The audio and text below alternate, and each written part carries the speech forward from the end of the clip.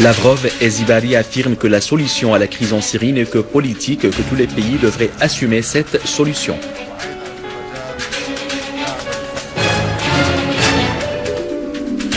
Marche populaire à Qudsaïa et Najha dans la banlieue de Damas et à Tartous, appuyant l'armée arabe syrienne.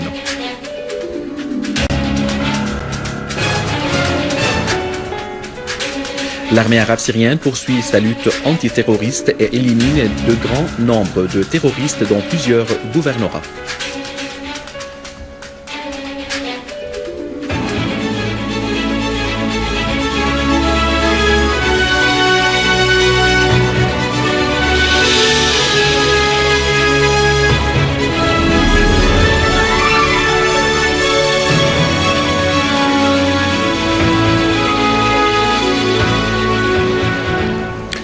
Mesdames et messieurs, bon après-midi et bienvenue à notre journal.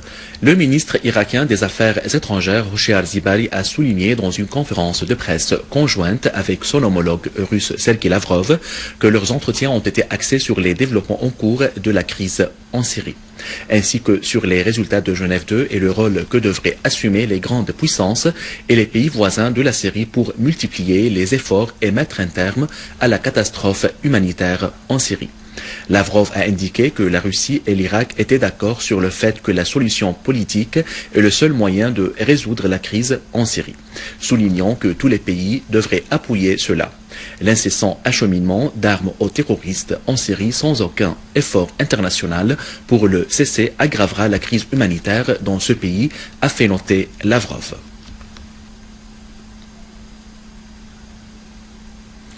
Le chef de la diplomatie russe, Sergei Lavrov, avait commencé aujourd'hui une visite de travail en Irak où il s'entretiendra avec le premier ministre irakien Nouri al-Maliki. À l'ordre du jour de la visite de Lavrov, l'activation de la coopération entre la Russie et l'Irak dans les domaines politiques, commerciaux, économiques et humanitaires, ainsi que les positions des deux pays vis-à-vis des questions régionales et internationales, dont la conjoncture en Syrie.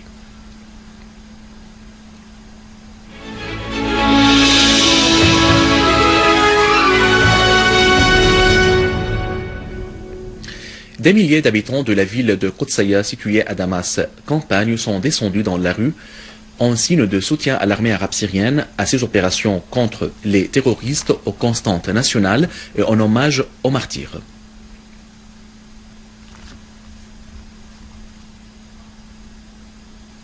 En signe de dénonciation de tous les actes de sédition que tentent de fomenter les groupes terroristes armés et en signe de soutien à l'armée arabe syrienne dans sa guerre antiterroriste, les habitants de Massak et Najha sont descendus en masse dans la rue exprimant leur loyauté à la patrie et leur attachement à son tissu national, seul garant de l'unité des Syriens, toutes composantes confondues.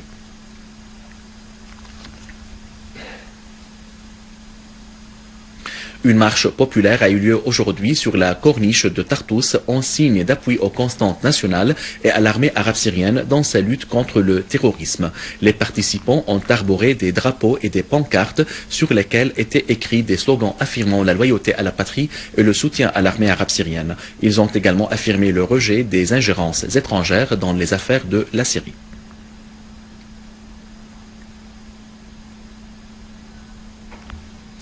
Dans le cadre de la mise en œuvre de l'accord conclu entre le gouvernorat de Homs et les Nations Unies, 14 civils ont été évacués du quartier de Bustan Az-Zaytoun et de Hamidiyeh dans la vieille ville de Homs, pour la plupart des femmes, des enfants et des vieillards, et ce malgré les tentatives des terroristes d'entraver les évacuations en question à travers le fait de faire exploser nombre d'engins piégés. Pendant ce temps, des assistances humanitaires ont été distribuées aux habitants du quartier Al-Homsiyot d'Al-War.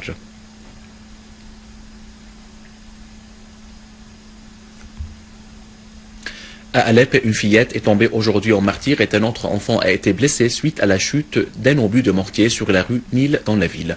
Une source policière a indiqué que l'obus lancé par des terroristes était tombé près de la mosquée Al-Ghufran, causant en plus des victimes, des dégâts matériels dans la mosquée et plusieurs maisons et voitures avoisinant. Des unités de l'armée ont repoussé des terroristes qui tentaient de s'infiltrer depuis la Jordanie vers le village Al-Mataya dans la banlieue de Daraa. D'ailleurs, des terroristes ont été tués et d'autres blessés près de deux villages, Zamrin et Semlin, dans la banlieue de Daraa. À connaître, des forces de l'armée ont liquidé un groupe de terroristes armés et détruit leurs armes et munitions sur la route de Jebata al-Khashab.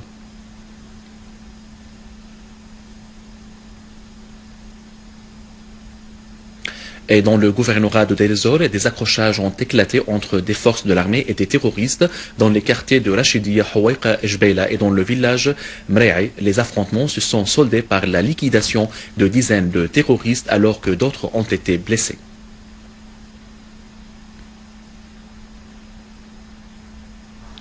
À Hama, des forces de l'armée ont détruit une cache des chefs des groupes terroristes armés dans le village de Kafr Zita, dans la banlieue nord. Tous les terroristes à l'intérieur de la cache ont été tués. Parmi eux figure un Saoudien et un Libyen. À Homs, des terroristes ont été tués et d'autres ont été blessés dans des opérations de l'armée dans le quartier Qussour et dans la vieille ville, en plus de la destruction des caches des terroristes dans plusieurs villages et près de la salle du sport à Tel Bisse. Des forces de l'armée ont également détruit une voiture dotée de mitrailleuses lourdes dans le village Taïba dans la région Al-Houla, éliminant aussi nombre de terroristes. Et dans le village Mcherfe, les forces de l'armée, avec l'aide des habitants, ont fait face à des terroristes qui tentaient d'attaquer la centrale de l'eau du village, faisant des morts et des blessés parmi eux.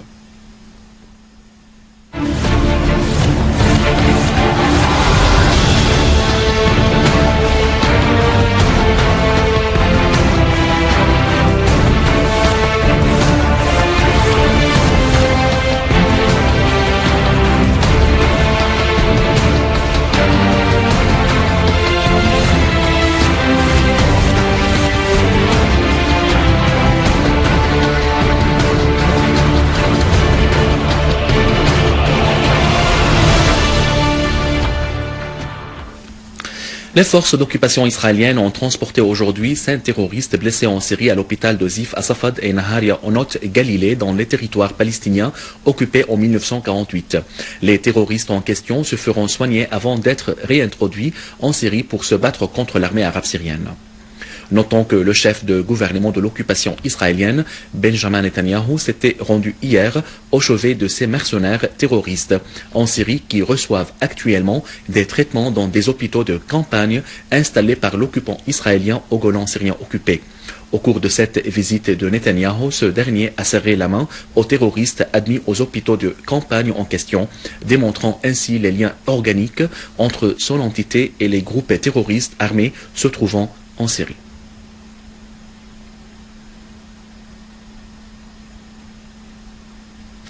Un jour après le double attentat terroriste ayant secoué le quartier de Bir Hassan situé à proximité de la banlieue sud de Beyrouth, un responsable du parti arabe démocratique, Abdurrahman Diab, a été assassiné à Tripoli au nord du Liban.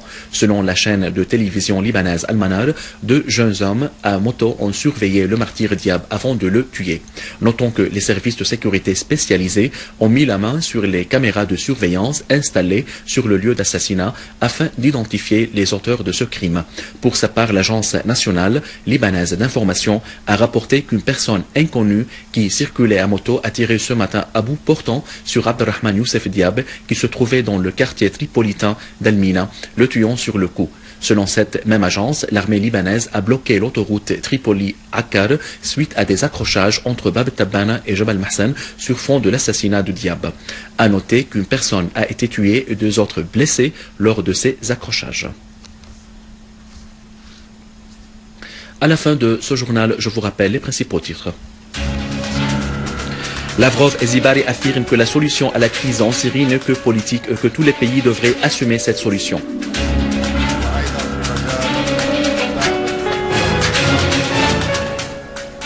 Marche populaire à Qudsiya et Najha dans la banlieue de Damas et à Tartous appuyant l'armée arabe syrienne.